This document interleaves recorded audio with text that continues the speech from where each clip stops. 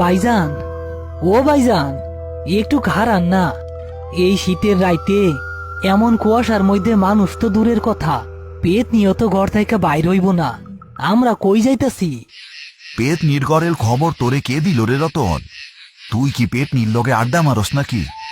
তাড়াতাড়ি পাসালা, মন্ডল মশাই খবর পাঠাইছে কাল নাগিনীর ঘাটে নাকি একটা লাশ আটকায় আছে। কাল নাগিনীর ঘাটে? ভাইজান, আপনি কি পাগল হইছেন? ওই ঘাটে তো রাইতে মাঝিরাও নাও ভিড়ায় না। গত বছর ওই ঘাটে হারান কাকা মাছ ধরতে গিয়া আর ফিরে আসে নাই। আমি যাবো না ভাইজান। না গেলে হেরিকেনটা রাইখা তুই এক লাইবারি যা। তয় মনে রাখিস, এই রাস্তায় কিন্তু বাঁশঝাড়ের ওই কানা ভুট্টা করে এক লাপাইলে কিন্তু ঘাড় মটকায়া দিব। ইয়া মাবুত, নানা ভাইজান, আমি আপনার লগেই যাবো।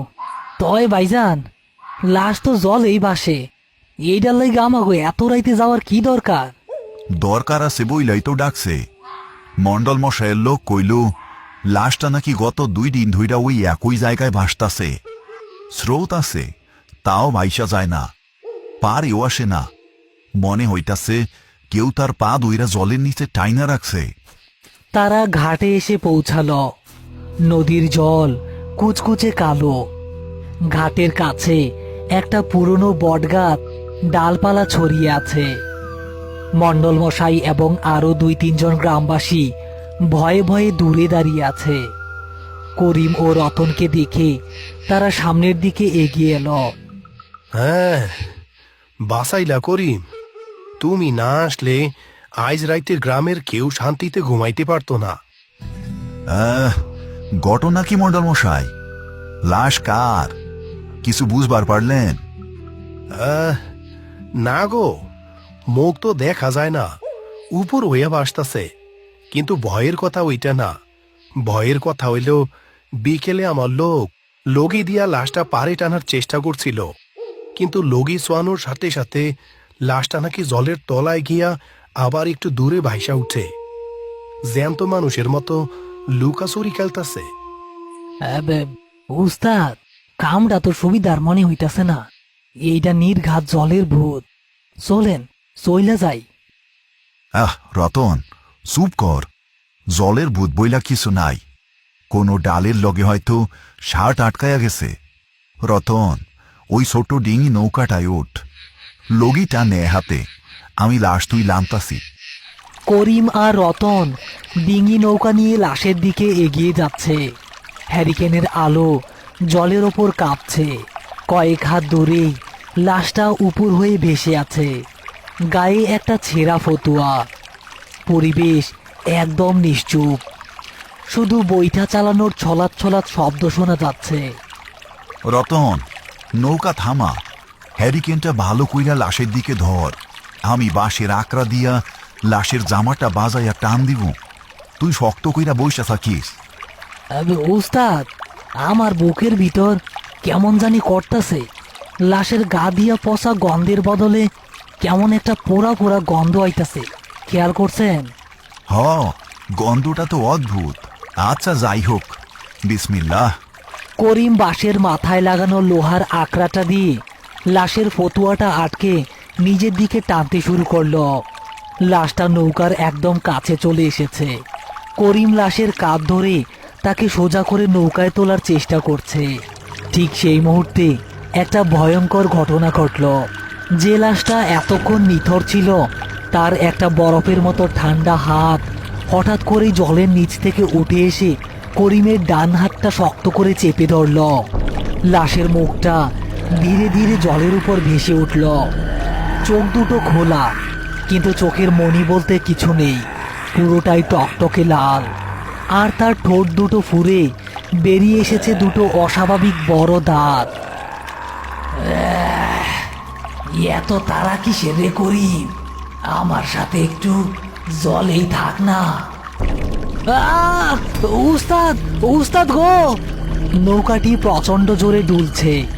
রতনের হাত থেকে পড়ে যাওয়া হ্যারিকেনের কাঁচ ভেঙে নৌকার পাটাতনে কেরোসিন ছড়িয়ে পড়েছে।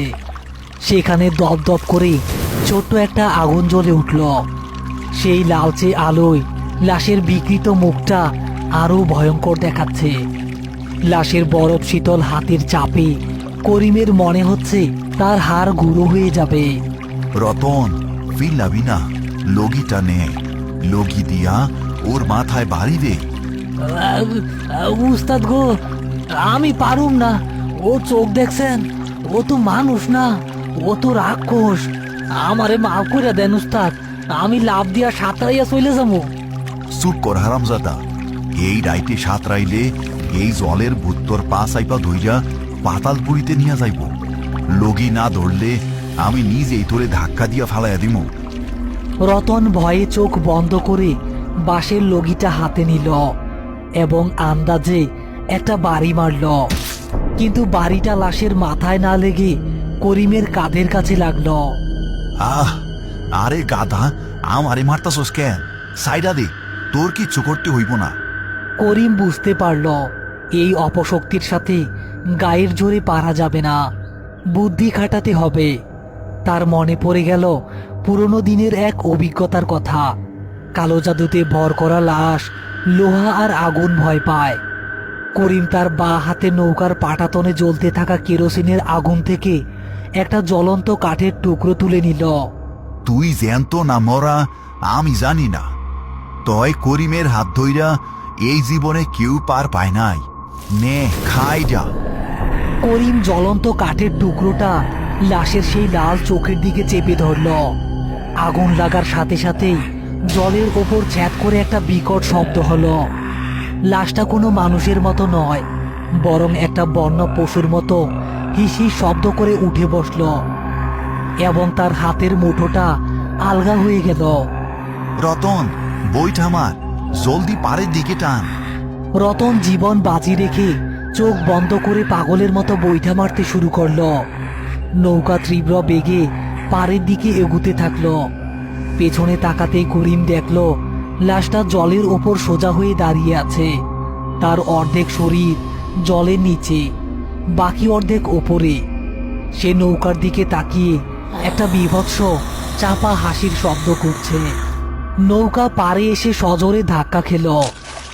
রতন এক লাফ দিয়ে কাদামাটিতে আছড়ে পড়ল এবং এক দৌড়ে মণ্ডল মশাইয়ের পেছনে গিয়ে লুকালো। করিম হাঁপাতে হাঁপাতে নৌকা থেকে নেমে এলো। তার ডান হাতটা নীল হয়ে গেছে। কি হইল করিম? আর ওইটা কি জলের মধ্যে খাড়াই আছে?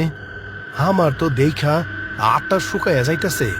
ওইটা সাধারণ লাশ না মণ্ডল মশাই, ওইটারে জ্যান্ত করা হইছে।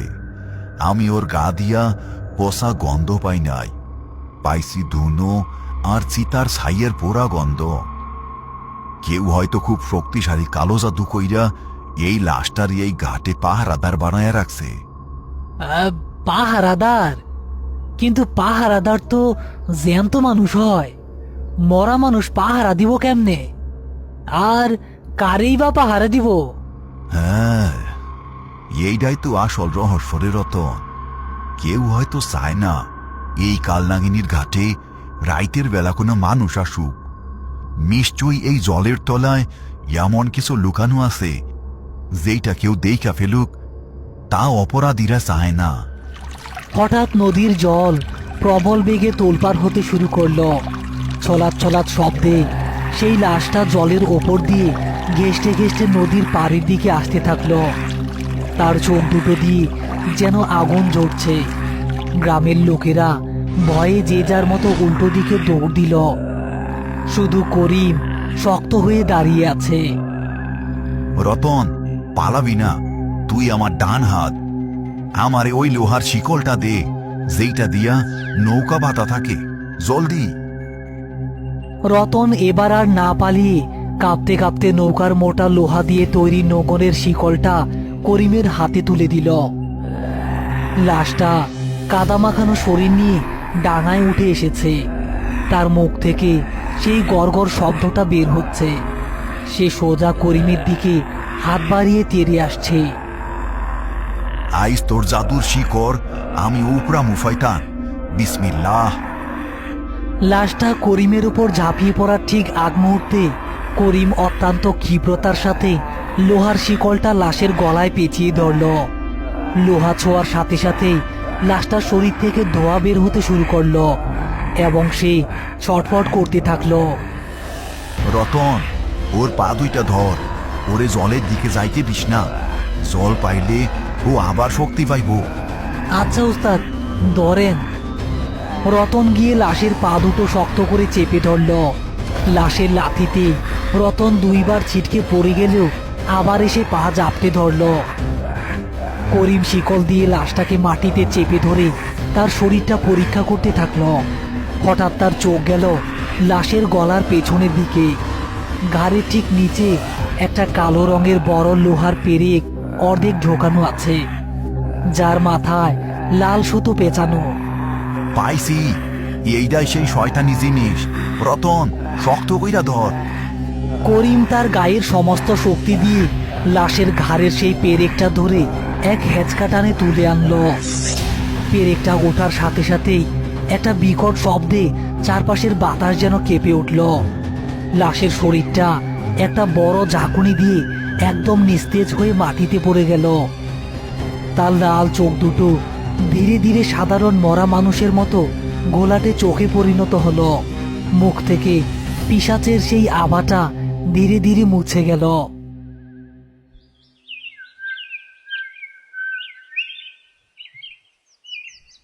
দেখছেন, রতন যদি আজকে এই লাশের পা ধইরা না রাখতো, এই ভূত কি আর কাবু হইতো?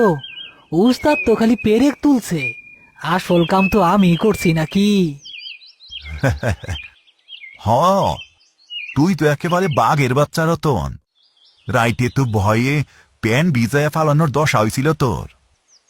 কিন্তু করিম, এই পেরেক, এই কালো জাদু, এইগুলা কে করলো আর কেনই বা করলো? আমি কাইল রাইতেই কইছিলাম মন্ডল মশাই, এই ঘাটে রাইতের বেলা যেন কেউ না আসে, সেই জন্যই এই ভয়ঙ্কর ফন্দি করা হয়েছিল। আপনারা জলের তলায় জাল ফেলা দেখেন, নিশ্চয়ই কোনো সারাসোলানের মাল বা অন্য কোনো রহস্য লুকানো আছে। মণ্ডল মশাইয়ের নির্দেশে জেলেরা নদীতে বড় জাল ফেলে। কিছুক্ষণ পরে জালের সাথে টেনে তোলা হয় বড় বড় কয়েকটি কাঠের বাক্স, যার ভেতরে ভর্তি চোরাই সোনা এবং বিদেশি অস্ত্র। সবাই বিস্ময়ে হতবাক হয়ে গেল। ইয়া খোদা, এইগুলা তো ওই ডাকাত সর্দার বজহরির কাজ। সেই তান্ত্রিক দিয়া এই লাশটারি বানাইছিল, যাতে কেউ এই মালগুলার খোঁজ না পায়। করিম, তুমি আজ গ্রাম চারি একটা বড় বিপদের হাত থেকে বাঁচাইলা। বিপদ তো কেবল শুরু মন্ডল মশাই। বজহরি যখন জানবো তার মাল ধরা পড়ছে, তার জাদুর পেরেক উপরানো হইছে, সে কি চুপ কইরা বসে থাকবো? তার লগে হয়তো আমাগো দেহা হইব খুব জলদি। হ্যাঁ, উস্তাদ, উস্তাদ খারান, বজহরি ডাকাতের নাম শুনলেই তো আমার পেট মোচড় দিয়া উঠে। আপনি কি আবার কোনো নতুন বিপদে জড়ানোর প্ল্যান করতেছেন নাকি উস্তাদ? হ্যালো প্রিয় বন্ধুরা, আশা করি আজকের ভয়ঙ্কর গল্পটি আপনাদের ভালো লেগেছে। যদি ভিডিওটি দেখে ভয়, রোমাঞ্চ বা মজা পেয়ে থাকেন, তাহলে অবশ্যই একটি লাইক দিয়ে আমাদের পাশে থাকুন। এমন আরও নতুন নতুন ভয়ঙ্কর ভূতের কার্টুন ও গল্প সবার আগে পেতে এখনই আমাদের চ্যানেলটি সাবস্ক্রাইব করে রাখুন। আপনাদের ভালোবাসা ও সাপোর্ট আমাদের আরও ভয়ঙ্কর ও আরও ভালো গল্প বানাতে উৎসাহ দেয়। সবাই ভালো থাকবেন। আবার দেখা হবে আগামী শুক্রবারে ভয়ঙ্কর কোনো গল্পে।